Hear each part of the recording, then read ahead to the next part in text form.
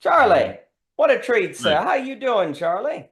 I'm doing well. How are you? I'm good. It is Cool, they're cool. blisteringly. I appreciate your all the comments and watching the videos on Dante and metamodernism and everything you have to say. I think your emphasis on the problem of enclosure, on logic that leads to these crystalline structures that we've talked about, that is really, really central because when we overemphasize, like, for example, if you emphasize, well, what we need to do is find truth, right? Well, that can sound good, but if truth is identification with a structure or some sort of enclosure, then actually the word truth almost becomes not even itself anymore, right? It actually becomes something that's self-effacing. One of my favorite words, as you know, I'll say is auto-cannibalism, which means when you cannibalize yourself, like you eat yourself. Yeah, And I yeah, actually think a lot of those crystalline structures lead to that, or these internally consistent systems is another term I like to use, where it ends up in some sort of auto cannibalism without us even being aware of it. But of course, the great problem is as human beings, basically every part of us, whether it be emotions, thinking, body, etc., career, status, can actually end up in something auto cannibalistic.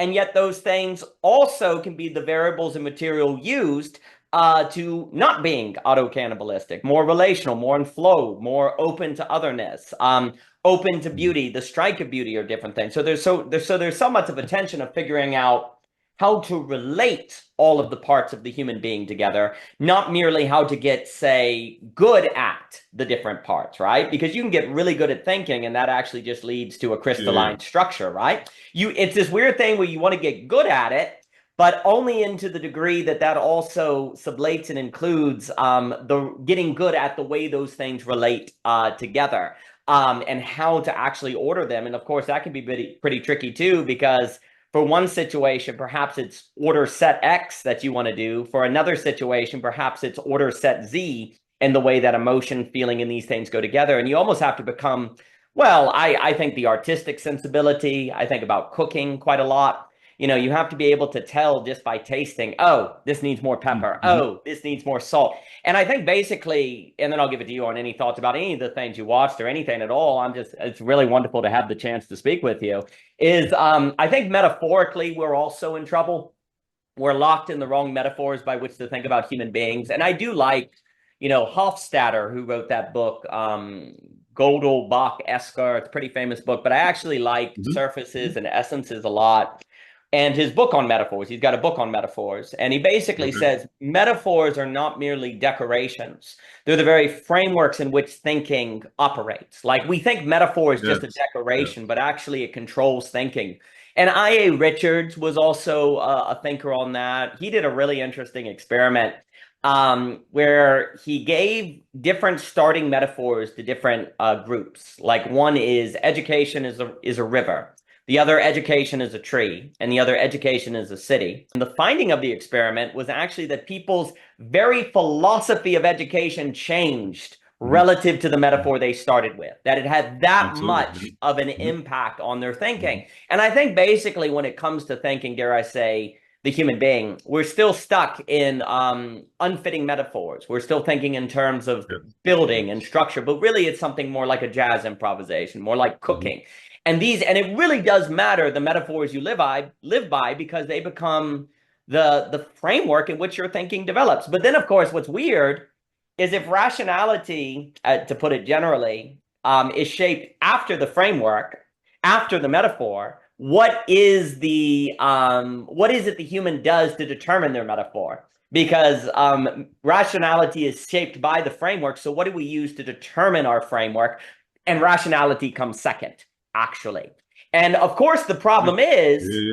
once rationality shows up, it then retrospectively interprets the framework we chose as a rational decision. So it kind of conceals the trace, if you will. It hides the fact that we use some other, dare I say, higher faculty to arrive at the framework. But then because we enter into rationality, we That's the understand the quality meaning control. Yeah. through rationality. And that leads to the enclosure. That leads to the kind of Right. auto-cannibalistic structure. So those are just some thoughts. And I know also you watch the Dante, which I always love speaking with. Cleo's amazing. I really like her. But again, Charlie, it's great to meet you today. Thank you for your time. Yeah. Yeah. It's a hell of an introduction. I'm not even sure where to respond. It makes it There's about fun. 8 or 9 different points where I was like, oh yeah, I could vibe off of that. No, no, wait, let him finish. Oh, I could vibe off of that. No, no, no, no, That no, makes let him it finish. fun. That makes it fun. Let him finish. So yeah, it's there's there's something about the Homo sapiens and the dawn of consciousness, where that implies that we are beings that are motivated by an abstracted conceptualization. Mm, And so when we identify ourselves, we identify as thinking beings. mm. And there's something about being needing to be oriented by thought, that gives us a grounding and gives us an orientation and gives us an aim, so to speak. And then that's like a lens of perception that then charges what we see as either objects or tools or whatever. Things that get in the way, object to us, or tools that allow us towards that. Yeah, yeah. Um, and there's something about that that inherently confuses matter, because what does it mean to matter? Kind of is like what you were talking about, that meta modern thing. Is it's like, well, if it's meaning and it's significant and it makes a difference, well, then it matters. But is it measurable? Does it Right. physically, can you knock on it? Is it matter? Well, no. And so there's something about having an abstracted sense of what matters that that makes sense in and of itself in its own autospherical way or self-referential way, but it doesn't make sense embodied in the Yeah. terms of physical nose Yeah. sensing. Yeah. It doesn't, it's not processed in that same physical manner. So the metaphors that we're using are the same words, but they have different underlying Yeah. implications. Yeah. And I think there's a lot of confusion in that, where we use words with different meanings and different underlying implications. And then that triggers some sort of like Tower of Babel metaphor, where we're speaking things, but we mean something different, and there's a lot of confusion. Um, and then, yeah, you said something about maximizing each part that ignores the cohesion of the whole. And there's something about thinking you can simplify things and then increase, and then you think, oh, well, that's just going to make it all better. I thought that was kind of interesting. Then the metaphors control your thinking, like how you structure something, how you present the problem, how you set the stage for somebody, Yeah. then kind of determines how they react to that stage. Yeah. And so then they aren't reacting, they aren't acting genuinely, they are reacting to an environment. And so part of our identity is what we are regardless of the environment. And then part of what we are is what we see and perceive and react, and what we are submitted to in the environment, what we receive from how the environment changes us, how we react to that environment. And so in a way, we are dominant, knowing, abstracted takers of the situation. And on the other hand, we are deer to headlights, submissive, standing underneath the other thing. And we're at this weird paradoxical confusion of the vertical and the horizontal plane, or the mental and the physical, or the mind and the matter, and yeah, that creates a whole lot of confusion. And I think we then immaturely interact with ourselves and others, that then causes unnecessary suffering. We have an idea and we aim, and then because we're confused, our aim misses the mark. And then because our aim misses the mark, we suffer. And then because we suffer, and then we thought we were doing it right, then we just blame everybody else. And then we just double down on that same thing that got us in that thing, and then we just keep going. And then I think we're all kind of going insane because we're doing the same thing and expecting something different. Or something. I mean, I'm a philosopher, and so I think a lot, and so I find myself in these Ouroboros, or these, what did you call it, auto cannibalistic Yep. things, where that's just, it's kind of comes with the territory. So yeah, interesting to find another fellow traveler who has journeyed into these questions It, in a it way. it is always delightful. Well, you said a lot there that's very, very important. There's a thinker who I really like. His name is Alfred Korbowski. He wrote a fascinating book called Science and Sanity. It was there's a condensed version of it. It's quite. There's also he wrote books like The Manhood of Humanity, et cetera, so forth. But if I were to summarize what his claim is, he is arguing that most of our semantic landscape, language, symbols, et cetera, so forth, really the very ways by which we make the world intelligible, are infected by almost a mental virus that is going to lead to, well, mental health crises, actually. And he's writing this in the 1900s. It's a long time ago. And he calls it the mistake of identification and basically equalness. And what he means by this, it's a critique of A as A Yeah, yeah. logic. And so he says, if you think about it, there's actually no such thing as an equal sign. There isn't. No two things are the same. If they're the same, they're not two things, they're one thing, right? So we exist in a reality where there is only similarity. There's no sameness. But this is very weird because if two things, and this actually ties on Leibniz as well, who was big on this, and the great Anthony Morley wrote a tremendous book on Leibniz, I highly suggest.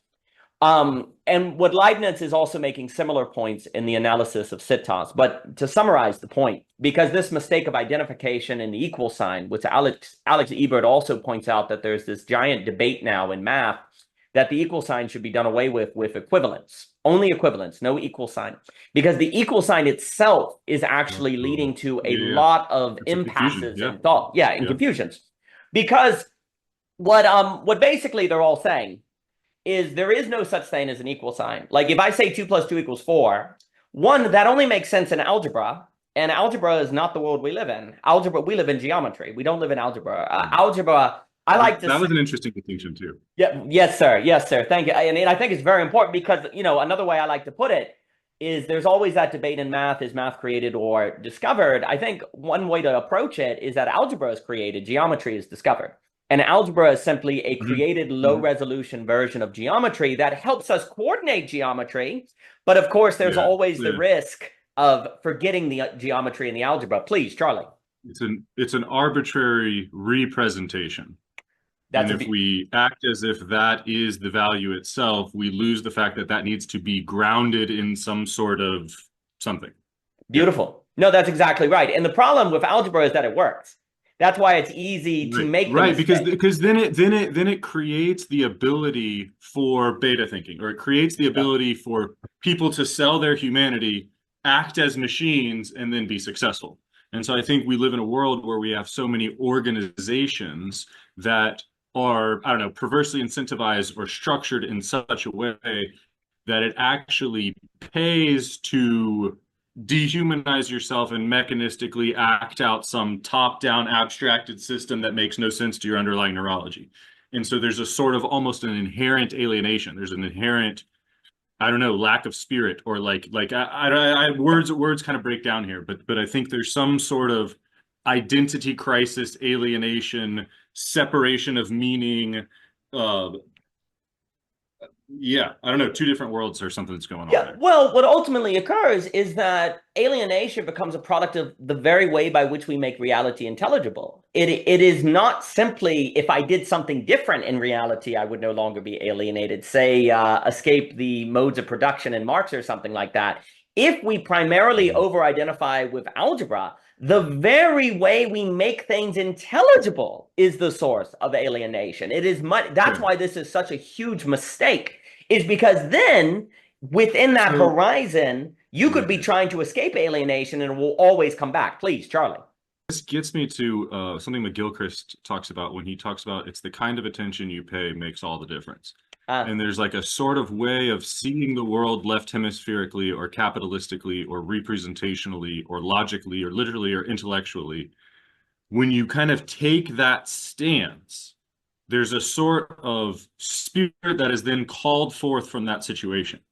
And then that situation incentivizes you to be called forth by the spirit that interprets the situation inhumanely or something, whatever that disconnected, again, words are tough here. But something you were speaking about made me think of these metaphors that we use then become a spiritual issue.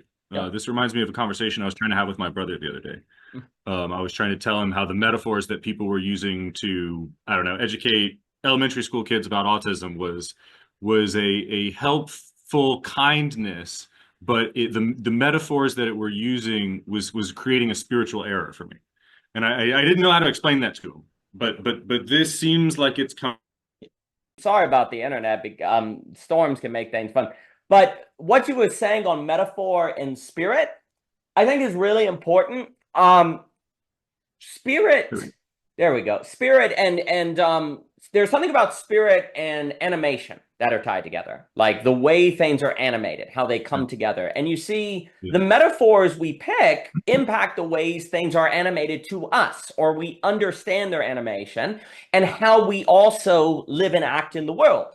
So, I think it was Mortimer who always makes that point in his book, The Crucified God, maybe it's The Crucified God, where he talks about the idea that the word spirit is tied to, I think, RAHI, which is like wind, right? Like spirit is Yeah. almost tied to Wind, wind. breath, Yeah, that's it. Wind and energy and the way things are enacted, right? Well, then change, motion, yeah, affect. Yeah. Yeah. exactly. Yeah. And so if metaphor impacts to us the ways that we understand enactment, animation, and furthermore impacts how we animate things or what we think it means to be animated well, say productively or status or so on and so forth, then it is absolutely a spiritual matter to determine the framework by which we understand reality. Right. Yeah. And so that's why I think that I don't know what the word is for this, but this modern or this enlightened or this rational or this objective or this materialistic or this capitalistic worldview that we have, we base all of our social interactions in a metaphorical substrate that presumes a dehumanized perspective. Yes. And then we idolize a perspective that is dehumanized. And then we deny our humanity in order to conform to a soulless, mechanistic, capitalistic, exploitative, whatever word choice you want to use. I don't want to charge it to get people all politically, whatever, but like there's certain ways of that I do think is spiritual. Like it actually does change the way that you are animated. It changes the meaning. It changes the valence. It changes the significance. Oh, yeah. And so I think, I don't know, I struggle with society and social interactions, but like I think there's something about the words of communication that actually make it more difficult. And there, I don't know, there's something there. Well, it becomes, a few things. If society operates in terms of its interactions through a certain assumption of a framework that nobody questions, if you go into social interaction and you see that framework, that is already quite difficult because you see the layers going on that other people do not see, and you feel like you're kind of almost lying or not really authentic in a way to acknowledge that. But if other people don't see it at all, then voicing it brings a certain, are you crazy? What are you even talking about, right? But that's where you see how Sen has a certain enclosure mechanism. I think this is extremely important. I know people associate the word sin with, say, brokenness or the fall. This is not inherently wrong, but the problem is sin feels like it works. Like when you're in sin, you don't experience sin as brokenness unless it's a moral sin that maybe you're addicted and you want to get out of. But when you're in a framework, it's more like irony. I like to associate irony and sin, which what irony is when X does Y for Z and Y is precisely why X doesn't get Z. Irony is not merely misfortune. It's actually kind of more ontological and deeper. So, for example, the reason society assumes materialism is to say, get at reality. And materialism is precisely why society doesn't get at reality, right? The very thing you did, the very thing you did for the end is why the end is not realized. And that, I think, is a bit of a deeper understanding of what sin does that the words like brokenness may not get to, because the reason why that metaphorically can be incomplete is because if you don't feel broken, then you say, well, I must not be in sin, right? Well, actually, you could just be under what Simone Weil called affliction. You're stuck in a metaphor. You're stuck in an alienation and suboptimal life, but your social interactions work just fine. And actually you have a 9 to 5 and so on and so forth. And so it doesn't occur to you that you're quote unquote broken unless you say, get to a midlife crisis or an existential crisis, which then, of course, paradoxically are a grace then, right? This is also kind of the funny move, is that a lot of things that we call crises actually then have a certain grace to them because they can be an indication that we're in a enclosure and don't even know it. And so, you mentioned McGilchrist with attention, and and Ivan Illich talks about awareness, and Simone Weil is, I think, very useful here. Because he makes a distinction between attention, I believe it's attention and affliction.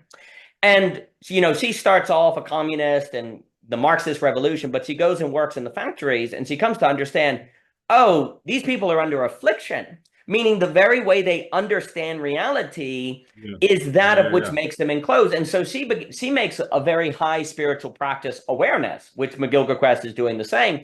And we can absolutely associate awareness as an attunement to the fact that rationality always occurs in a framework. And what is that framework? And if you lose sight of that, if you're no longer aware that you're always operating within a structure that orients your logic and your rationality and everything, then you're easily going to be manipulated. You're easily going to be enclosed in something that then you identify as reality when really it's less human, right? It's a form of alienation. And again, what I think what's so interesting about Korbosky, because this all ties to like language and how we make things intelligible. Basically, Korbosky is saying the equal sign always eventually leads to affliction. The equal sign always eventually leads to an enclosure. And we don't realize how much of our very way of understanding, say, matter leads to this problem. Because matter can't also matter because it's just matter in a weird way. But it could be equivalent. Oh, well, matter could be equivalent to value, but equivalence is similarity that isn't sameness. And this is where, for me, the kind of, again, to go back to Leibniz, if two things are the same, then they're not two things, they're one thing, right? So if I say 2 plus 2 equals 4, actually 2 plus 2 in a way doesn't equal 4. It's equivalent to 4 because 2 plus 2 are different than 4, right?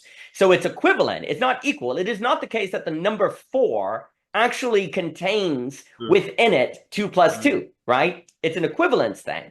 So likewise, what ends up happening is two things that are the same are actually not two, they're one.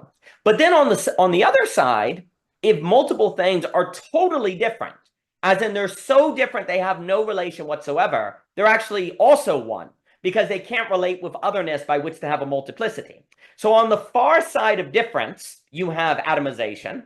And on the far side of sameness, you have atomization. And of course, all enclosure is ultimately a one, right? It's ultimately a singularity that is cut off from any sort of otherness, right? So what Leibniz is getting at is when he makes this point, he says, actually, all we in intelligibility ever do as human beings is judge a mean between similarity and difference. Everything is a mixture of similarity and difference, and intelligibility is a certain judgment of the ratio, the proportion. Now, mean from Aristotle is not a word that means middle. It means fittedness, like the fitted proportion of, say, justice and freedom in this circumstance, the fitted proportion of things, right? So what Leibniz is saying is basically we think that intelligence is a matter of determining what things are, which is another word for the equal sign.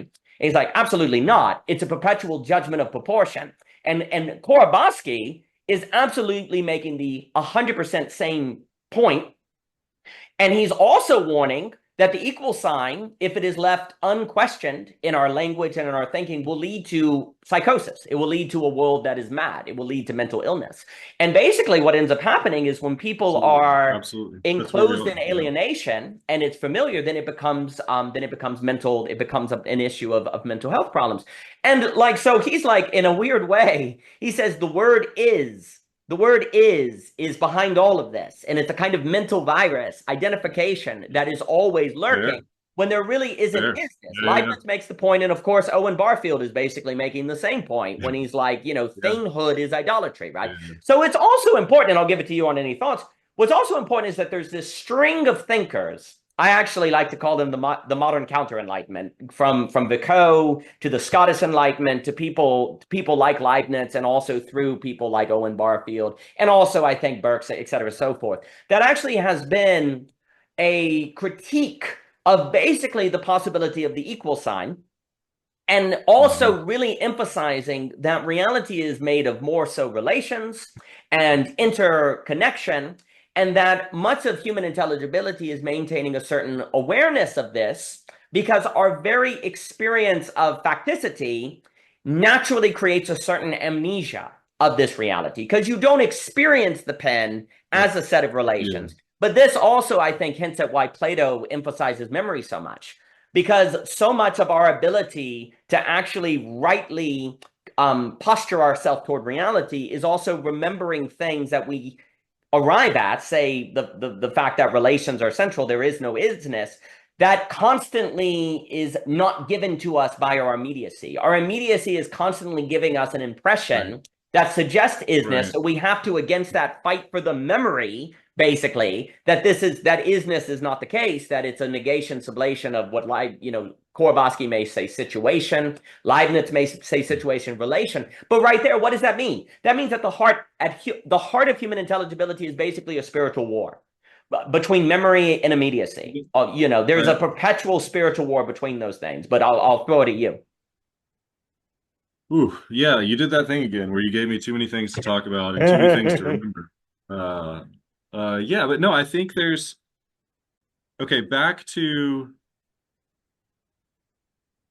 the importance of metaphor and how that charges your Yep, perception. absolutely. And then isness being the problem, equality being the problem, rationality or intellect being the problem.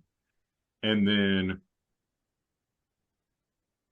if we're currently having a meaning crisis because we've abstracted everything and we're too much beta thinking, then we need a return to original participation. We need a return to the right hemisphere. We need a return to embodiment.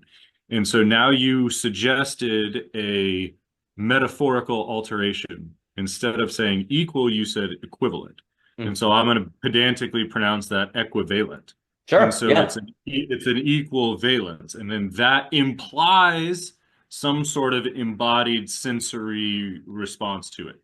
And so then under this new or old metaphor, this different metaphor, that carries a whole nother layer of implications for what isness is. Yeah. And that sort of implies some sort of codependent relationality, receptivity, environmental dependence. Yeah.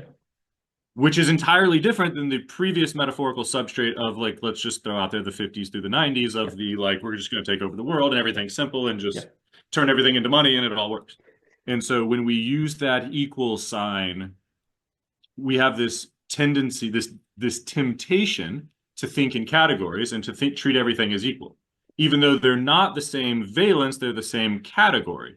And so then by being in life, by acting out as though the thing is the same as the category, and then that thing is the same as another thing because they both fall under the same category, this whole pretense of confusion of what it means to be and to matter and to mean something, I mean, I think is basically what the whole fucking Bible story is about. That's the whole ancient wisdom tradition is like, this is where the Luciferian intellect comes into consciousness and then it thinks it's right. And then it uses its quality control based on its rational frameworks that it used to get to the conclusions. And so now when it tries to quality control the conclusions, well, obviously they're all right because that fits the form. And so then it's like we get this self-referential delusion into addiction and self-referential whatever, I don't know. And so it seems like this left hemisphere, right hemisphere, what a thing is what is it abstract and aperspectival versus what does it mean for embodiment? I think these two polarities are the fundamental human story. And then the something you said about consciousness or awareness is the recognition of the difference. And so then what the experience of our conscious awareness is realizing there's an absurdity between what matters and what matters, and what I know and what I know. And like it's just like and so most people choose not to be conscious of that. And so then they allow themselves to be possessed by a distraction or a desire of the flesh or a immediate thing, and then they lose that as above, so below magnetic resonance of the different dimensions or layers of reality. And then when you are out of place in those layers of reality, then you have a mistaken worldview that is abstracted and aperspectival, and you're worshiping an abstracted aperspectival form and then trying to live your life embodied with it. And that doesn't make any fucking sense. So then you do something that just totally breaks down, and then you have an identity crisis, and then something blows up, and then how do you respond to that from a spiritual nature? Do you learn from that and treat that as real, and then reformulate the way that you're seeing the world, or do you just forget that and double down on your worldview and keep the cycle going? And I think that's a slippery slope that a lot of people forgot they fell down 50 years ago. You know what I mean? Okay. And so I think we're just trying to overcome the momentum of the avalanche of generations of people slipping down before us, and then we're given a story that we grow up in a safe society and you don't need to worry about things.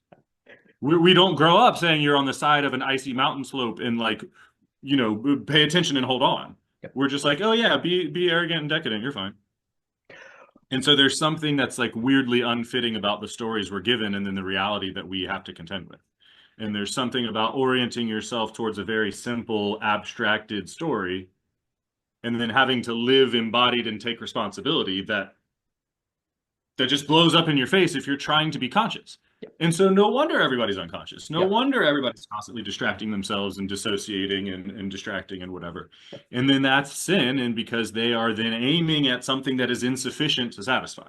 Yep. And so then because they're in a confusion of where they're aiming and their energy and how that matters and what that means, yeah, I don't know. It all comes down to what we mean by means and what it is to be is and identity and matter and to care about stuff. And I think there's a lot of confusion in that. And so yeah, it's fun to kind of play around with this stuff and try to map it out a little better. Well, absolutely magnificent. Absolutely magnificent. On that idea of what matters and matter, like the human being is basically a wrestling match between those tensions, and maturity Right. should, Cain and Abel, yeah. Jacob and Esau, Mhm. yeah. And maturity should be gauged by one's depthness in that battle as they get older. But we've defined maturity, say, in getting a Roth IRA, productivity and We things like double that. down on the materialist perspective, and then Yes. we atrophy the spirit, and then we claim, oh, look at all my material badges. Yes. But Yeah, that's exactly.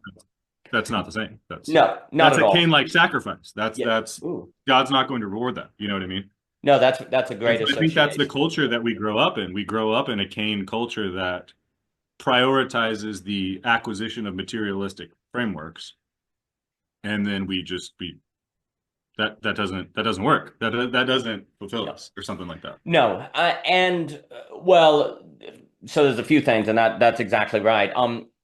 Often when we talk about pride, there's a way in which sometimes I like to say what pride is to the individual, self-reference is to ontology. Like you mentioned, so what ends up happening is self-reference is the ontological version of pride. Yeah. And individuals in pride are isomorphic to an ontological possibility of self-reference that basically is Luciferian, like you're saying. And it's extremely problematic. So there's some other things that have occurred is, one of the ways people try, what you could say scientism tried to do with the problem of metaphor is say, well, let's just get rid of metaphor and just have numbers and quantification, right? Because metaphors are... That is itself a metaphor. Yeah, that's right. And that's itself a metaphor, is ironically. One of the lessons of, say, the Bible is you deal with the problem of metaphor by having lots of them, by having, lamb, good shepherd, lily of the field. Like you use all of these different metaphors because what that does is create a certain movement between frameworks, and you can't settle, right? And we're basically in the age, to say something large, where the spiritual problem we've fallen into, we are now in the age of approaching it more so through dance and saturation versus trying to figure out the right metaphor per se, or the right dogma, because dogma can have a problem of metaphor as well if you're overly tied to a certain way of understanding, say, Christianity or something. That also can practically be like a metaphor where you're stuck in a framework. And what we're now trying to say is, okay, well, we tried the deconstruction route of saying, dogma is not good at all, or say spiritual but not religious and things like that. And there are some lessons to be learned from that. But if we overly deconstruct that, we can result in there not being places in community for people to come together. We can result in there being a loss of social capital. So what is a way to do that anew, right? I do think basically the online space of what I like to call the social coordination mechanism that you are seeing in this corner of the internet, philosophy portal, et cetera, so forth, is actually a new way of social coordination to keep a certain movement between ideas where you're not trying to abandon ideas, but you're trying to put them in a relation with other ideas where everyone from their first principles and view from somewhere versus view from nowhere are interacting in a manner that creates a certain saturation effect that keeps you from overly falling into a single framework. Because you could say that the Enlightenment arose from obviously religious wars, this idea that people are in their different theological frameworks and they end up in a conflict. So the idea was, well, let's just get rid of all that and have a single metaphor, and that will create unity. Well, unfortunately, that doesn't work because it becomes global self-reference that eats itself. And then the logic of the Enlightenment, which you could put as, if I were to say something very vague, I think basically Bernard de Jouvenel is correct that the upper went to a war against the middle with the lower. The king went to war against social capital, churches, things like that, with a kind of peasant revolution. This led to a kind of capital P power arising that moved into a capital R rationality that then moved into capital with a C, which is the Washington Consensus. All of these are various forms of abstraction. It's actually the history of abstracting us into a single substrate. And also we did capital in the Washington Consensus because we weren't ready for the problem of difference, pluralism. Global pluralism was too difficult. In order to handle global pluralism, because capital is a language, basically. I may not understand Islam, but I know you're an engineer and I know you make 100,000, so we have a way to relate, right? It's a reductive language. That's correct. And so here's the key. Reductionism happened for quote unquote good reason. Because if the world was so diverse, if we flatten it, if we make it a single substrate, we can relate, but that had unintentional consequences. Please. You've brought this up a couple times, and it's a concept that I've been trying to play around with and have been trying to elucidate better. But the easiest way to get to it would be like Jung's enantiodromia, or Vervaeke's that which is most adaptive is also most potentially self-deceptive and self-destructive. Right. Like there's a some point where you're thirsty and you need water, but then at some point, if you keep drinking too much water, you can get water poisoning and die. And so there's something that's very adaptive about thinking that then if you only think, well, then it destroys you.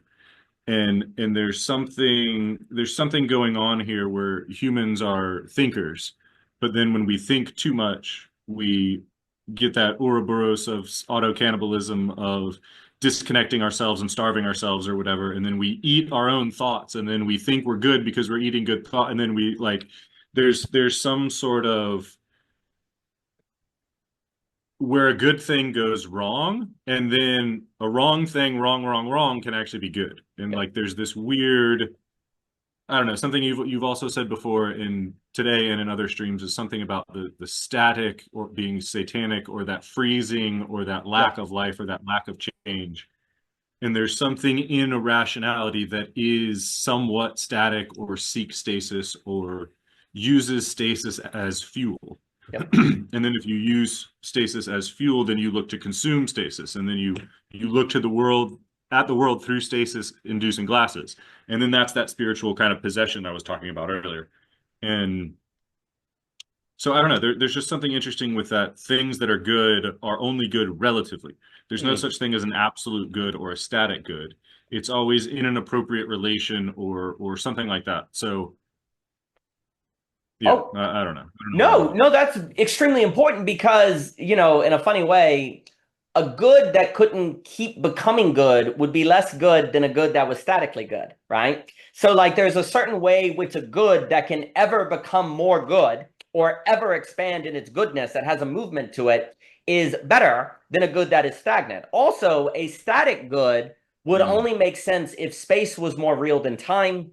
And I do actually, without going down that rabbit hole, I do think that's been a huge mistake. I think time space is more the case than space time. I do not think time is relative to space. I think space is an expression of time, and that time is actually a kind of unfolding, basically process. Let's look at Whitehead, Bergson, and Lee Smolin, and all these different things. And I think that's basically where we are. So the issue is too on this idea that the good at a certain point becomes the bad and the bad becomes the good. Well, if there is only similarity and difference, then there is no pure anything. There's no pure good and there's no pure evil. There is simply an unfolding that has different directions. And basically, we have to choose the condition. And that doesn't mean there isn't good and bad, but that means good and bad is not located in things themselves, but the directionality of the process. And that's, I think, very important because, like, if there's Thomas Jockin and I will talk all the time about beauty. Basically, beauty has this characteristic of the strike of beauty, and also a thing that you experience as beauty also is mysterious in its beauty, and yet it is concrete in its strike of beauty, right? It's mysterious how something is beautiful, but it's also not questionable that it is beautiful. Those ambiguities are actually what you would expect to be the quality of an unfolding time as goodness, because the ambiguity means there's more to think and more to do, right? There's more to become, right? If something is stagnant, the only way that could be good would be if it was the end of history. And of course, if it's the end of history, that means the world is over, right? Like literally the end of history would be the point of a stagnant good that was good. And in what sense would it be good if it automatically equaled termination, right? So there's this weird thing where the good in the highest sense would have to be something that ever woos, right? That ever attracts, that ever inspires, right? Yeah. Which would Yeah. necessitate, though, it would necessitate you never grasp the whole, but you grasp parts that are participating in the whole. But by virtue of grasping parts, there's always the potential of misidentifying them, of pulling them out of the whole, if the rational mind, for example, becomes monopolistic and takes over, right? Our relation to the good, since the good must be a thing that always entails more to be an ever becoming and thus the highest of all possible goods, and thus have the quality of beauty with it as well, must thus be something that can be misinterpreted.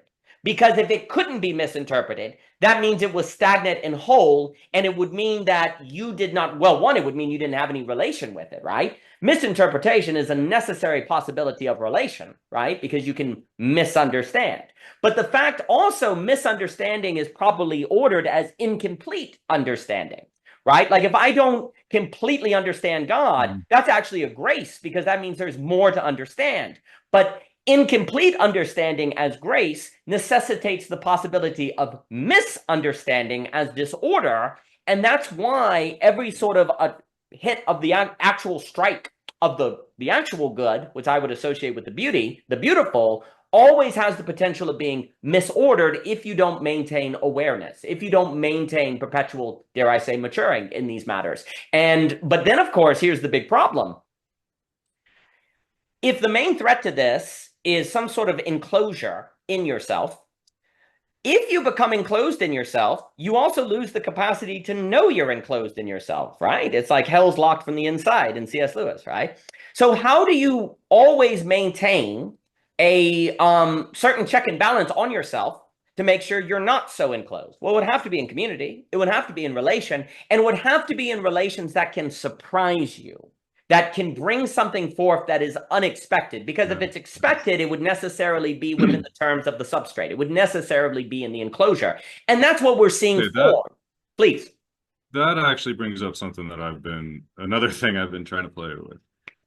There's something to do, again, I'm going to go totally out in left field here, but there's something to do with like the Overton window of like acceptable communal dialogue that we've been kind of talking about as charged with this materialistic paradigm. But so then you were saying something about you by exercising in community, you can kind of knock yourself out of your own egoic hall of mirrors ideas. Sure. And so by genuine relation with other people, that can help make you wiser because you get feedback from other people. You were saying something along those lines. But I think there's something about the way that we dialogue with each other where we're so used to trying to be nice or trying to stay within the proper boundaries that we actually kind of end up staying within predictable windows. Yep. And then I think actually a lot of social interaction almost reaffirms that individualistic echo chamber. Mm-hmm. And so I think in a good community, I think you're absolutely right. I think talking with other people would properly humiliate you and cause you to reorient yourself because there's enough difference and there's enough change. And then if you're conscious and you're paying attention to that difference and change, well, then you adapt and then you grow by interacting with others. Mm-hmm. But I think there's something in this current modern, first world area where everybody's just so nice and everything's peaceful and everything's nice that you don't actually get people that disagree with you. And so you don't actually change your mind. You're not getting feedback of a different perspective.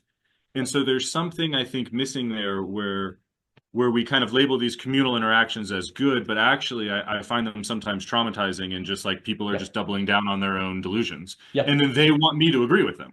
And then like my role as a friend is to support them in their delusion. And I'm like, And so, I don't know. There's something really interesting about how we relate to each other is both the antidote to our own Luciferianism if we do it in good faith. Yes. But if you do it in bad faith and under social pretense and everything is a facade, well, then you can actually make it worse. And Yes. so I think Yes. we're actually doing it the wrong way. I think a lot of our social interactions are hurting or something. Or maybe that's just me projecting. No, no, no. You're getting at something very big and very important. So Hannah Arendt's banality of evil is basically a Yeah. communal activity. You Yeah. can only And get that's where we Nazi. are. Yes, we are. And That's where we so are. this is I think very we're dangerously close to that. People yes. say never forget about the Holocaust, and then they're just like, yeah, just be a mindless bureaucrat. And I'm What, like, no, no, no, no, no. That's no, no, no. That's that. No, what? yes. Yes. It's Community. not about labeling people as a different race and then treating them differently. It's Yes. about not being present. It's Yes. about being a drone. It's about being an inhuman machine. Well, And oh, well, I just want to be more productive, and that makes me a good person. It's like, oh, what do you say to somebody like that? You know what I mean? Like, what do you say to somebody of whom that actually makes sense? well, Bonhoeffer also had the essay on stupidity, and by stupidity, he's referring to this problem. And it's a very important essay. Because stupid, there's actually always game theory dynamics to be stupid. Like it's actually a very good strategy to be stupid because then you're not to blame. Then you don't have to change. Your ego is defense. Like there's also something that you're pointing to, which is basically I like to talk about the game theory dynamics of conversation that, if not taken seriously, are going to lead to very problematic community. Community, people should not assume community is good. Absolutely not, because there's no pure goodness. And in fact, you could argue, just like Dante does, that precisely the fact that community entails so much positive potential for the beautiful means if it's disordered, it has so much potential for the bad, right? The best of That's things. that's my fear is that that's kind of where we are. We're just so obsessed with the beauty and being distracted by the beauty that we're totally ignorant of all the destruction and all the suffering and all the shadow. And so I think a lot of people are just massive shadow complexes walking around destroying each other, and we don't realize that. And then there's like an unconscious recognition that we're under spiritual attack. But yet materialistically, we've never been safer and life's never been better. And like, what are you complaining about? Yes, that's And correct. so we're like in this weird absurdity of like unconsciously sensing threats and then consciously overriding that and being like, no, no, no, we're fine. And then that's kind of like a weird, I think we're really psychologically dissociated. I think there's a lot of that shadow repression energy. And then that energy that we aren't aware of becomes to us like dark matter. And then that's like an underlying threatening, like that stresses you out. Like that messes with your head. Like, and so I think we're kind of in that being messed with and then checking all the data and then being like, oh, well, all of the signs point to good. So well, I guess I'm wrong. Let me just go back to the bottle or whatever. Like just whatever my distraction is. And then it's like, yeah, I don't know. I think we're not handling that conscious awareness of the absurdity correctly. We're like, oh, this is absurd. I can't manage it. Therefore, I should be less conscious. Well, and then that's just so tempting. That's so deceiving. well, and it's also understandable if there are no, dare I say, infrastructures or families to actually support people in going in a different direction than unconsciousness, right? And this is where, again, it You're would either have with us or you're against us. There's no correct. support of the difference. There's no That, support of the other. That's correct. And honestly, what I do, it would have to be expanded. It's a lot of the Belonging Again series is I do think you're basically seeing online with these communities, which some sort of gathering of people who are sensing and intuiting this problem and trying to grope it out and to feel it out and to think about it and how to relate to it, however imperfectly. But there's this certain feeling that people came out of college and there was something true that was never spoken to. They go to church and there's something true that's never spoken to. They go into work and there's something true that's never spoken to. And they're like, am I crazy? Maybe I'm just crazy. And people are like, no, no, there are others. Okay. But this is because we all seek plausibility structure, as Peter Berger talks about, which we're all looking for a structure of plausibility. But the plausibility structure can also be used for great evil. It can be used for great totalitarian movements, right? Because I feel as if my Nazism is true because everyone else around me believes it. So that's where I'm, so it must be, right? So what you're getting at, in my opinion, is the central issues of sociology, political economy, and also economics, but sociology, which to me, sociology has been in a horrible decline for about 100 years because it's been captured what I want to call conspiratorial sociology, not tragic sociology that is actually dealing with the trade-offs of the social order and figuring out how to manage the human condition, right? Sociology now is basically, unfortunately, at college campuses, let's find the oppression and deconstruction it so it's destroyed itself. Where when you go to Philip Reeve, when you go to people like Berger, Hunter, et cetera, so forth, it is a much more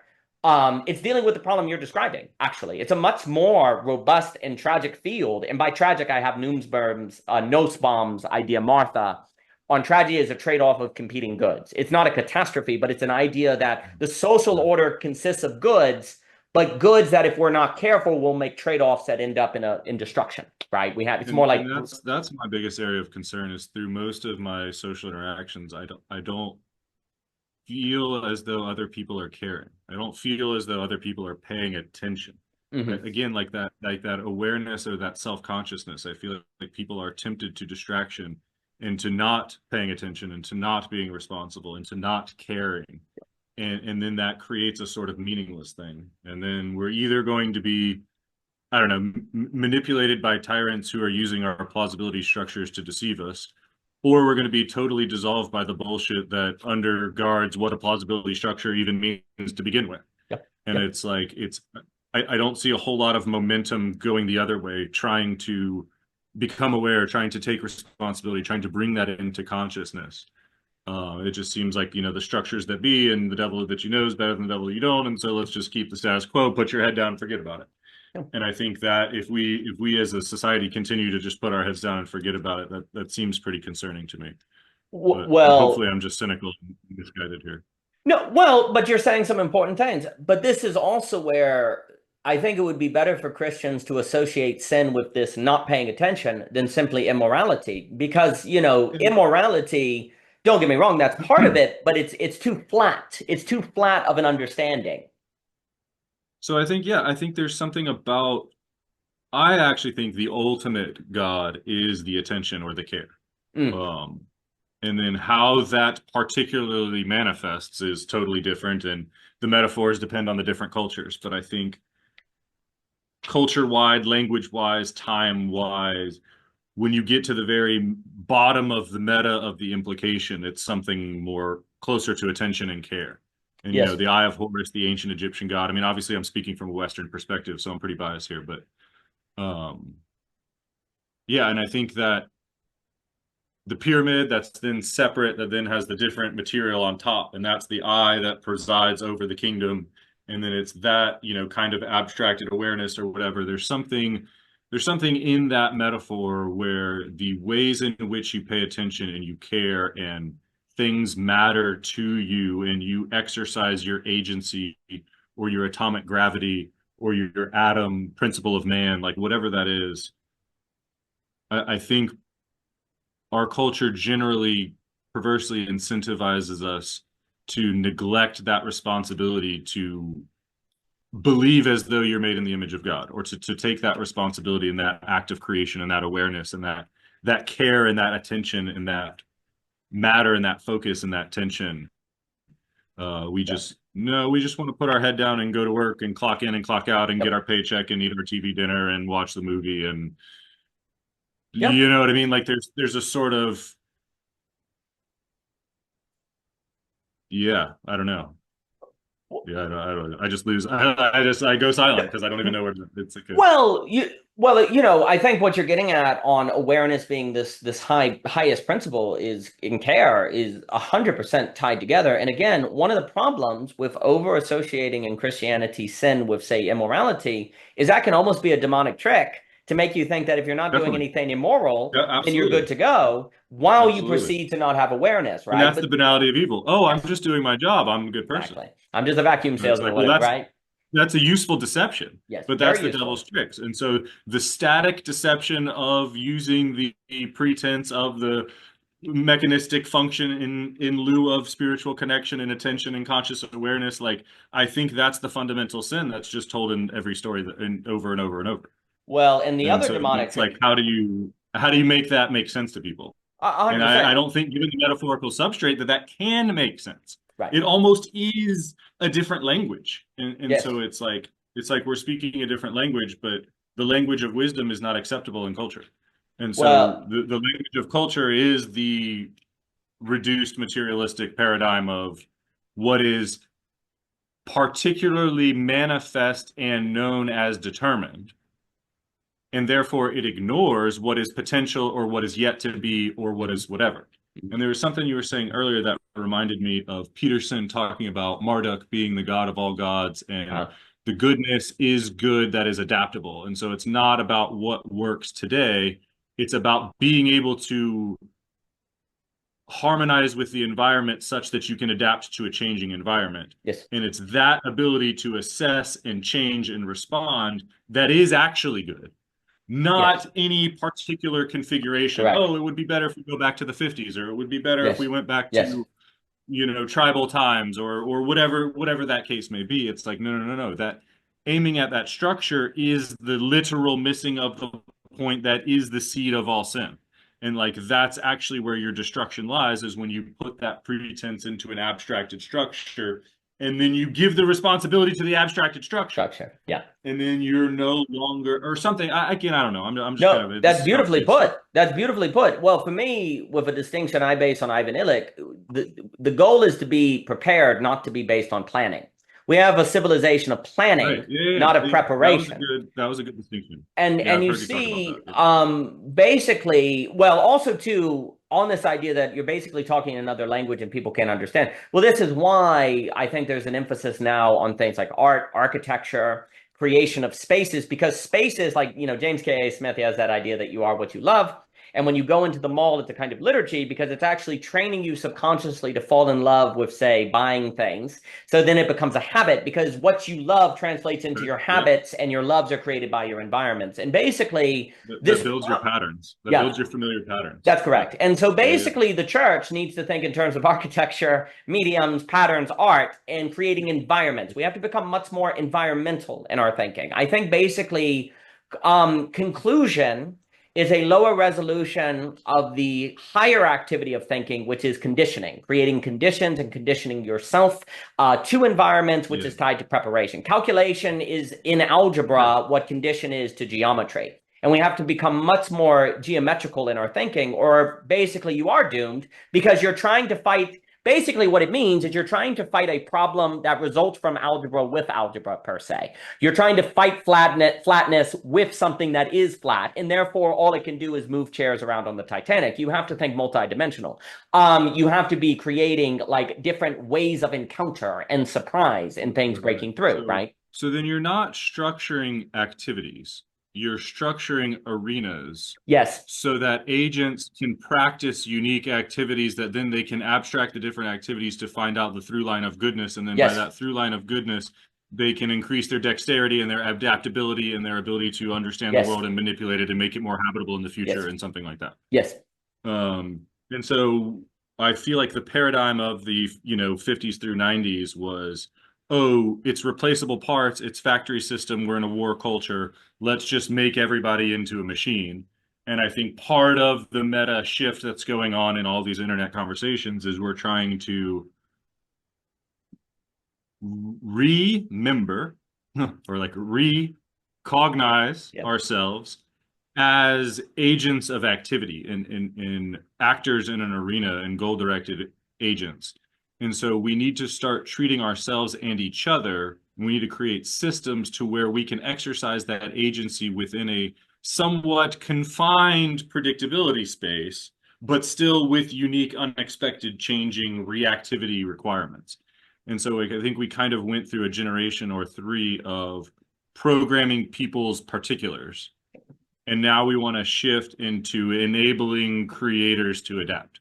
yep, And obviously these are grossly oversimplified hyperboles, but there's something in the metaphorical substrate of the implications of the spiritual charge that is a manifestation of the incentives of the environment, not a top-down order. yep. And I think something in that perspectival shift will create a sort of spiritual shift Yep. that'll create an attitude shift that then won't be so disorienting or something like that. 100%. Very well put. And there's a way in which the age of calculation or the reign of quantity, as Goran, he puts in different things, gave us the technology where, say, we can be using Zoom and YouTube and all of that to coordinate with people around the Yeah, world. So what you have, the problem is like everything, it's always that idea that everything that God creates is good if it's put in the right order, as someone like an Augustine might stress, right? So and also too, I always like to think in terms of underfitting, conditionality. yeah, conditionality and overfitting and Something underfitting, like that. right? So going through calculation was not a mistake. It's now just being overfit, if I'm using that term correctly from computer science. Like so the I issue, believe so.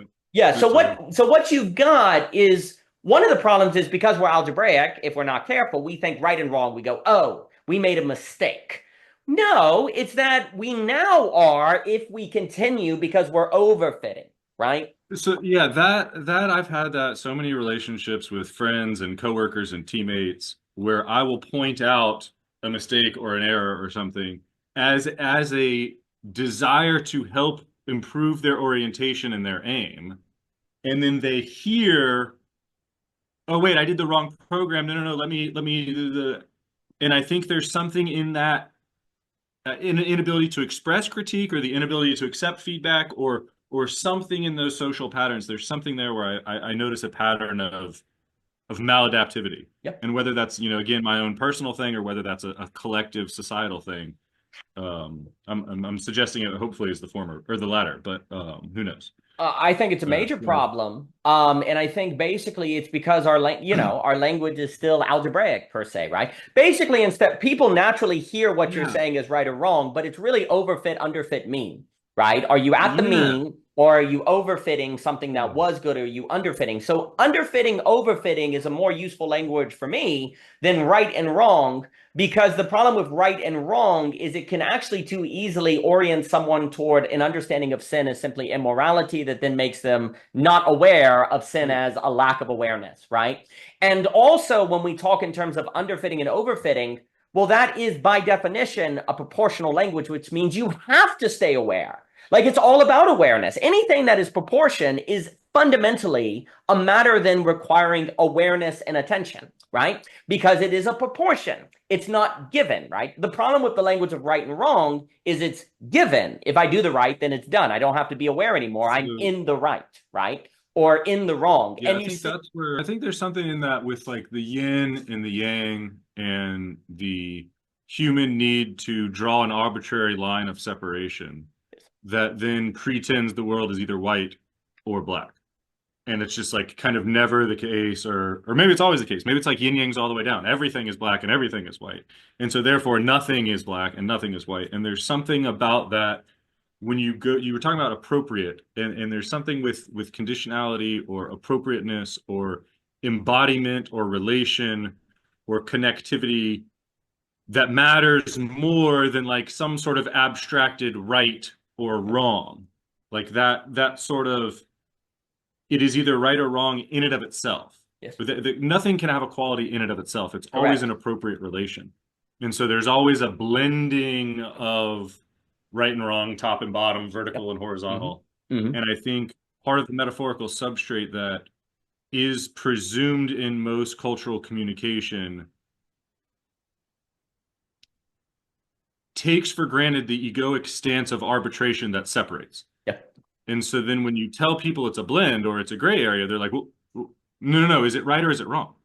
And like there's almost a need to put it into simplistic right or wrong language that then is a need to structure it, which then is a need to limit it, which is then a need to be confused by it, which is then it's almost a need to disease yourself, to be at ease, Yeah. because you're inappropriately not, you get that self-referential loop and there's not I don't know, I'm getting lost here, but Yep. something you said there was exciting. So Well, I think also what ends up happening is we slip to a language of right and wrong with the problem of scale and the problem of age, right? Like if I can just say this is right and this is wrong, then at whatever scale I can communicate the message of size 10 to 10 people and it won't change, right? The problem is, of course, blunt tools, because right and wrong is a blunt language that has use, but in its very use is a threat. precisely because it can be useful to get people all on the same page. Like that's what the language of right and wrong is good for. I can get everyone on the same page. The danger of that is everyone's on the same page and they become Nazis or the banality of evil, Can I right? interrupt you there? Please, please.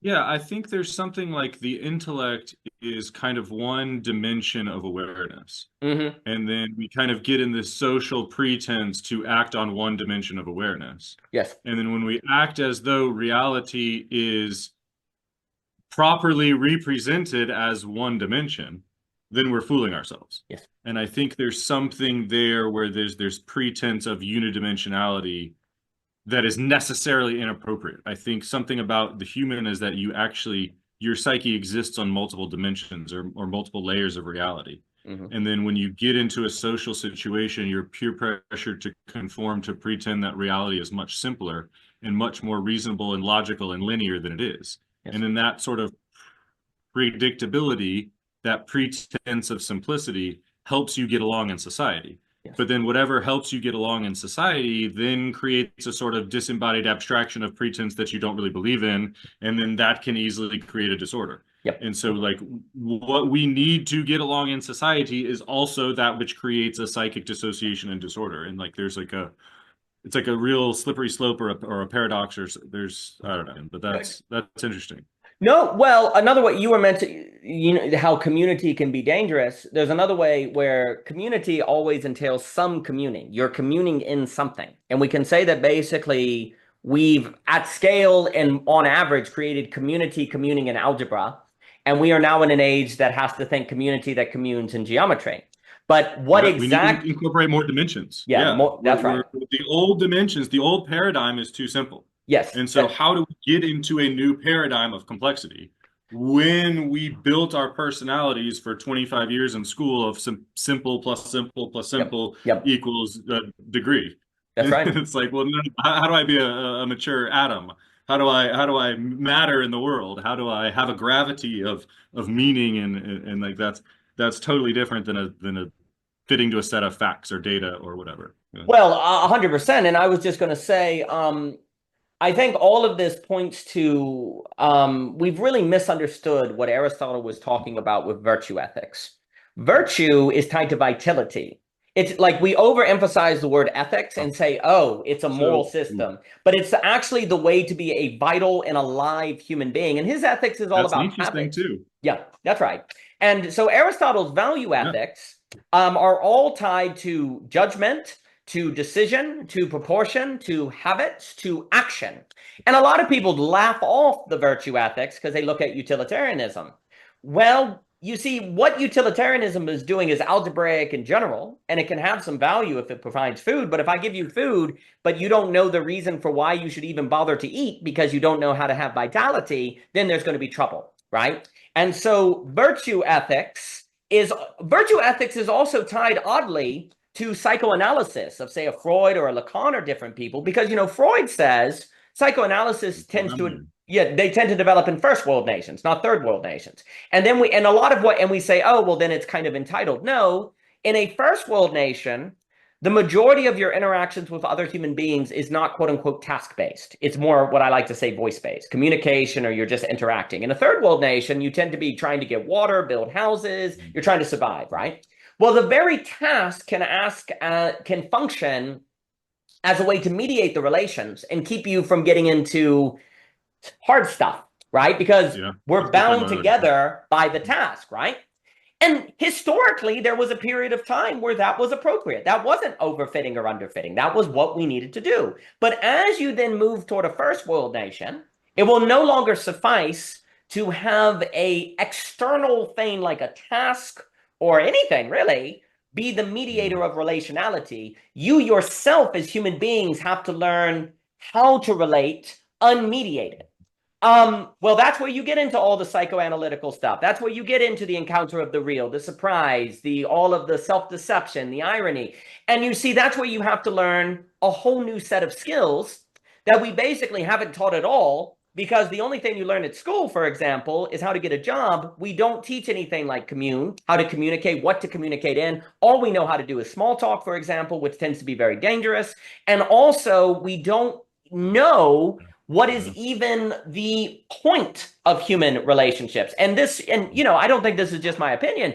The numbers show nobody has friends anymore. The friend session is a terrible thing. Friendship, Agamben has that essay where he says basically philosophy and friendship are two sides of the same coin. Like the fate of friendship and the fate of philosophy are tied together, because philosophy is not merely the entertaining of abstract systems. Philosophy is something that when you do it right, you forget you're doing philosophy because you're simply in the flow of the experience. The love of wisdom, and the word philo is friendship. Right. And so the loss of the ability to have quote unquote philosophical discussion, which is a orbiting, like DC talks, Sindler talks about, an orbiting of the beautiful or something beyond yourself. If you can't do that, you won't have friends because you don't know why you have friends. And in fact, when you have friends, they're probably going to be assisting you in your repression or assisting you in your ideology. And the people you're friends with are actually the self-symmetry that contributes to your enclosure, right? And that gets to what you're saying. So if we don't learn, and I'll give it to you, like what Aristotle's talking about, what Nietzsche's talking about, because Nietzsche, and Beyond Good and Evil, he's not saying be immoral. He's saying the problem with good and evil is good is just the opposite of evil. We need to figure out what is virtuous or valuable versus contemptible, which requires a decision and faith. Critically, it actually requires a certain faith to say, I believe this has value, even though I myself cannot explain it. And I'm going to stick with it. You have to make what I like to call an absolute choice. Well, that's the sort of thing. If ultimately friendship requires an orbiting of something that is not located directly in materiality, you will, by definition, have to value something that is not given to you, like by facticity, or that is not automatically associated by sociology. It's going to have to be a value that is geometrical and thus higher. And you're also going to have other people that do the same thing, and then who know how to discuss it and to orbit it in a manner that has the quality of friendship, right? Well, these are skill sets. These are capacities. These are matters of preparation. And you see, when we only associate ethics with how to do good versus how to orbit the virtuous or to choose the valuable, well, then nihilism is inevitable. People will have food, people will have water, but they won't have a reason to drink and they won't have a reason to eat. And that's where we've gotten ourselves into a lot of trouble because we don't understand the conditions. Please. Yeah, that ties us back to the beginning, man. That's the whole metaphorical substrate of the aperspectival thing. Yep. And then you care about something that doesn't have a perspective. Yes. Or rather, you don't care about your own perspective. Yes. And so then you don't eat, and then you don't want to live because and then that's like literally we are acting out an anti-life philosophy. Yep. And people aren't realizing it. No. And that's just like terrifying. And then well, and so there's something else that you were talking about. We can kind of maybe throw in left hemisphere algebraic thinking, specific material physical stuff, and then throw in the geometry, the right hemisphere, maybe the metaphor. And then the people pretend like the Overton window simplifies it down to a unidimensionality. And then we act as if that one unity, that one dimension is sufficient for communal interaction. Right. And then there's something you were saying earlier, just a second ago, about the communal interaction, the ability to communicate, to philosophize, to discuss what matters, and to share what matters between you or beyond you. It's not just what matters to me and what matters to you, but what matters to us. That's sort of a transcendent relation that then removes you from a unidimensional perspective.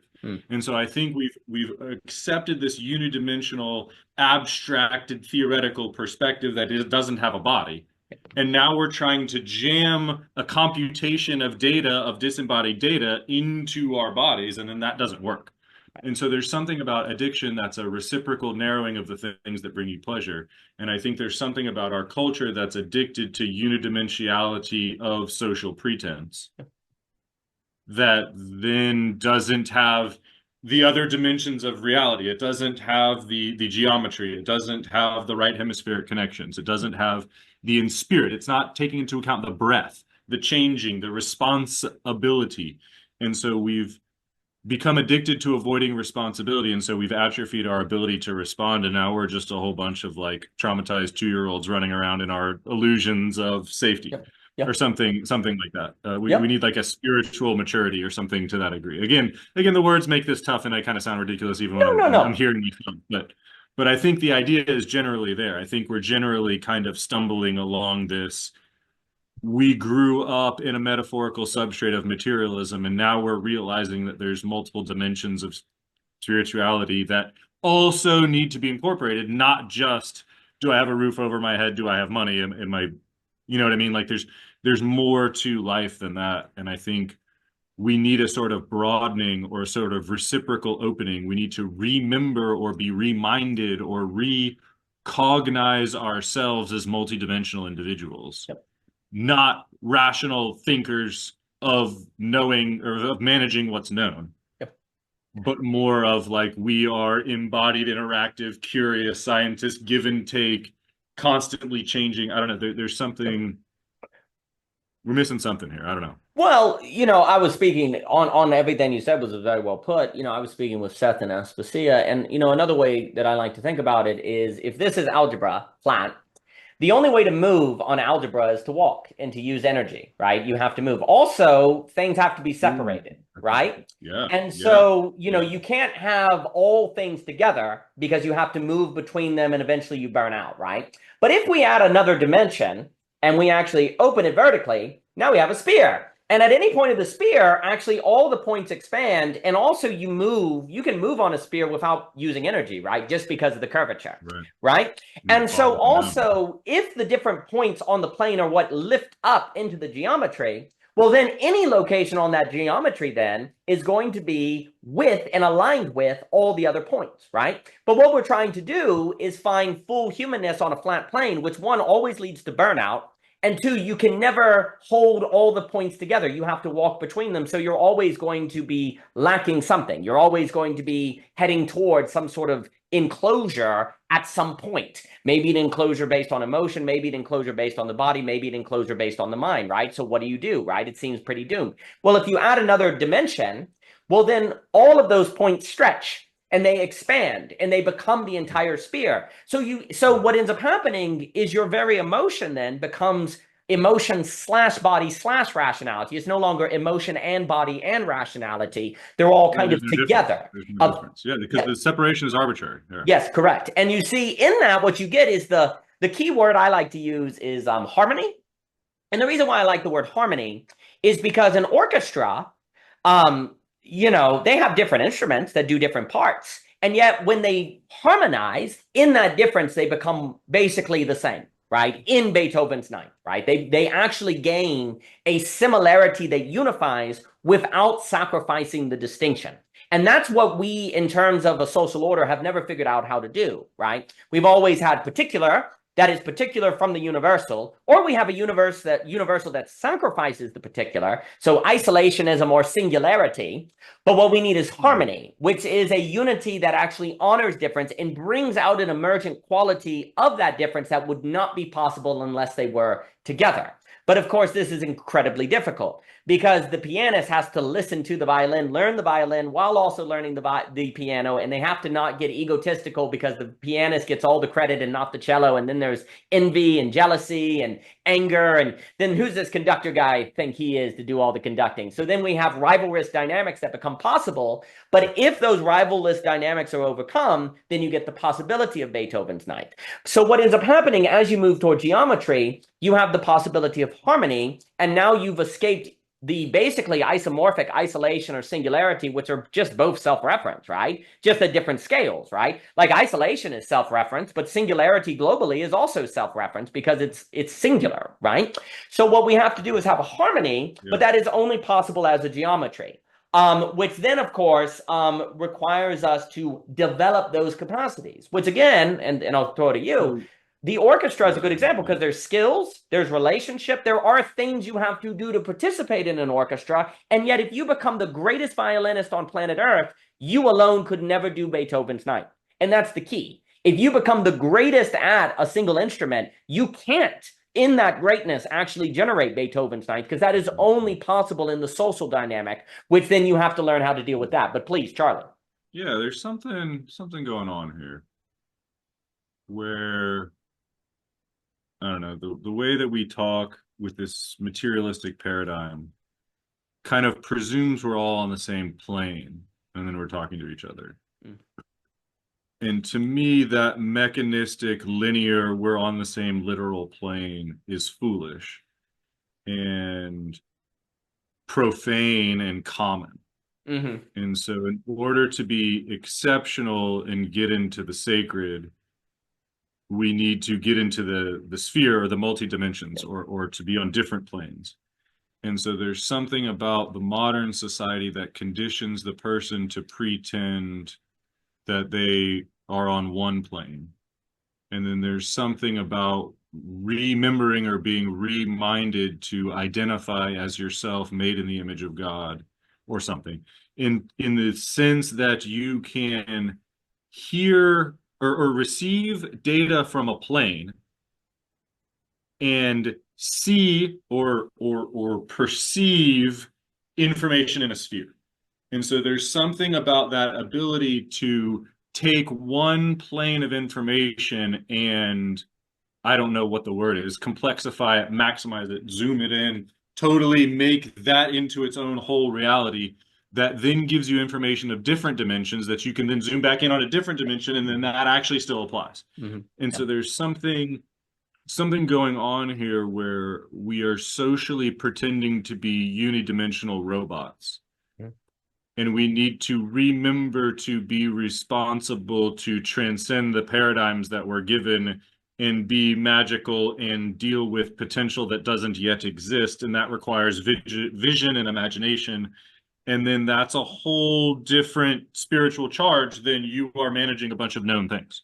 Then you're fitting to a bunch of data. Like that's a entirely different narrative and metaphorical substrate. That's an entirely different spirit.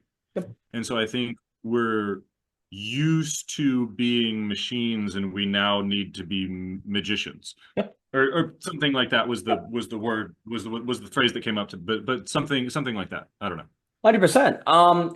But this is where, for me, it becomes really important. Like, if we take a Kurt Gödel on the idea that all complete systems actually unveil an incompleteness, if we realize that and you really own that, then even as you, in your substrate, quote unquote, or in your particularity, are forming to achieve a certain excellence in that particularity, there will always be a point of incompleteness that doesn't undermine the whole thing, but makes it open to otherness. And this is where incompleteness is in with the in in parentheses, incompleteness. The completeness is found in the incompleteness that is the opening to the other, right? Like the very fact that systems in their completeness following Kurt Gödel actually don't complete themselves because they have underlying axioms that they assume, first off means all ideas of completeness are actually lies. That's the irony, is that we actually think we're complete, but we're not. And that's why it leads to mental illness, is because you're acting as if you're a singular dimension when you are not. And that's why it leads to unintentional consequence, because it is in alignment with actuality, right? And so what ends up happening is incompleteness is precisely the violin in its violinness is always incomplete regarding the possibility of Beethoven's Ninth. It cannot in itself generate Beethoven's Ninth. There's two ways you respond to that. You go, well, what's the point of playing violin, and quit? Or you say, I guess I better go find an orchestra, right? So incompleteness gives you what I like to say the absolute choice of how you interpret it. Incompleteness. Is incompleteness an opening, or is it an ultimate deconstruction of everything? Incomplete, and basically, and that's where we seem to be. We seem to be in the deconstruction of everything. That's correct. And so the Cain-like skeptic who needs to be insured and plan their way through predictability ultimately lives an anti-life philosophy. Yes. And the person who is able to deal with the wilderness and the chaos and to adapt is what is good and survives, or something like that. Yeah. Those sacrifices are accepted by God, rather than the planner of knowing everything who doesn't actually live in faith or trust or openness, doesn't actually have awareness and responsibility. They're being a machine and letting something else do it. And then those mechanistic sacrifices aren't rewarded, or something like that. Yeah. Seems to be. Oh, yeah. Well, if life is incomplete because it is open and an unfolding process, incompleteness in space does not mean the lack of completeness in time. And the completeness of time then is a fittingness for what is appropriate for how things actually are. And if things actually are an unfolding, then what is appropriate is for you yourself to be an unfolding. And that is alignment with actuality. And the incompleteness is actually unfolding. It's another word for unfolding. It's a word with a spatial metaphor that once we bring it into time space is actually just the character of unfolding, ever unfolding into greater creative possibility. And so what ends up happening is basically we are in an age where we are choosing incompleteness to mean everything deconstructs because it's incomplete, as opposed to saying, no, incompleteness is a revelation that unfolding and process is primary. And openness. That confusion of meaning is huge. Yes. I think only, so this is kind of weird, is because I think only a small percentage of the population realizes this.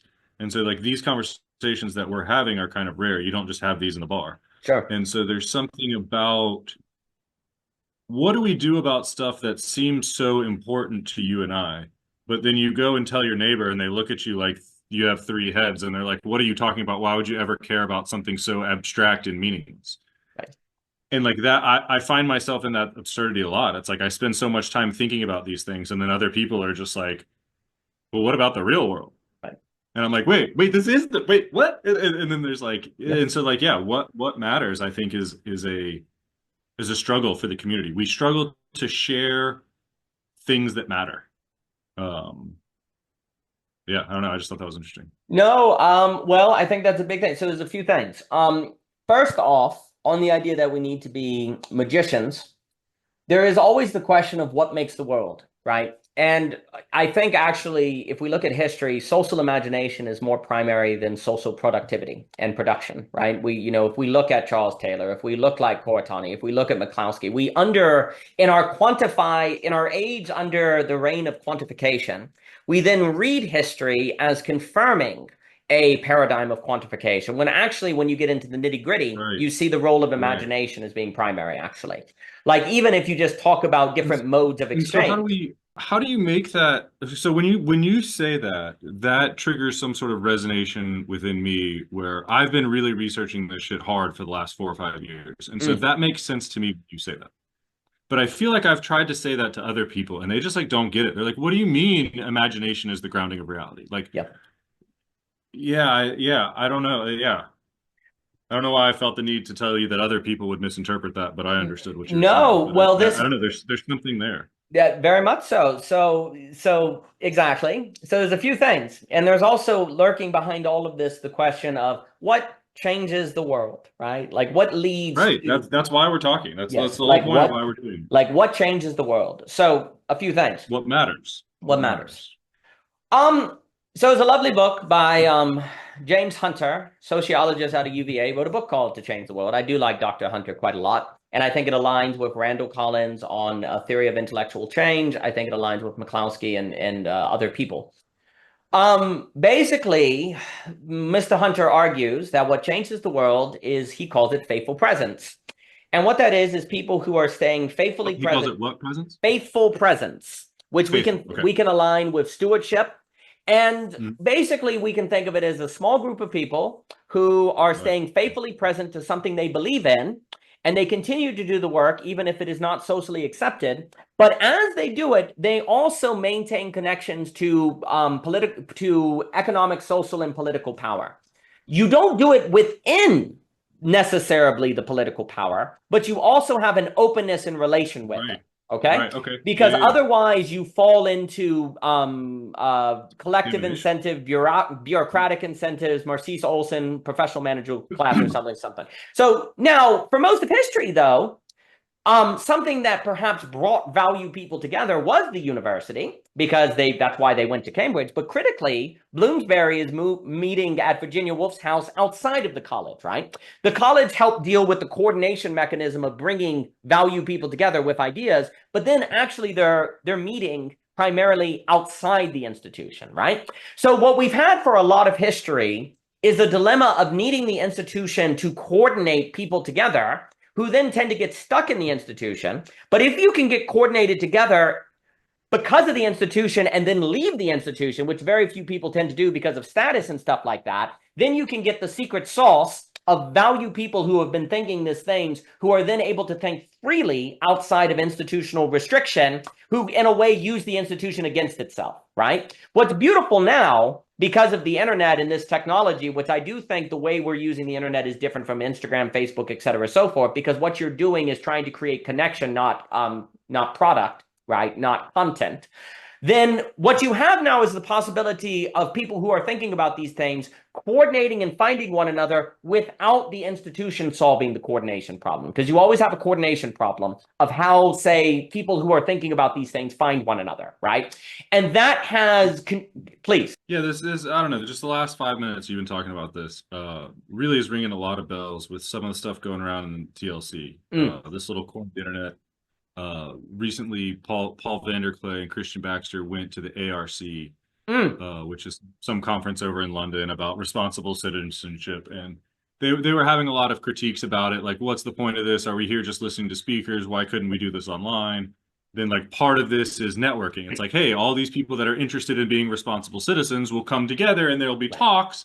But then there's people there, and then you can get and you can interact with them. And so then they were running these things they call estuaries, where they have conversations with different people and they get a little bit more intimate. And I thought that there was something really interesting there, because we all are coming from this space where, like, the existing institutions as they aren't really working. And so we're trying to reformulate the institutions. But then we need institutions of interest to bring people together, and then those people together can then make changes or something like that. And so it's, how do you get people oriented around a thing that then doesn't set the orientation? Like what we were talking about earlier is we're trying to set environments for interaction. And so then something like that ARC can set the tonos or the environment or the spirit of relation around being a responsible citizen. And then people from all over the world will fly into that.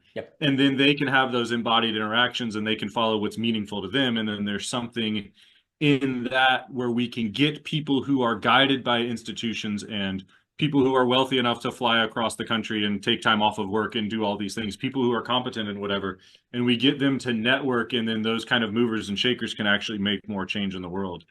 And there's something about, you know, kind of the institutions as they are that isn't working, but the need to work through institutions, because that's how things get done. And so then how do you use institutions to inspire people to transcend the institution, or something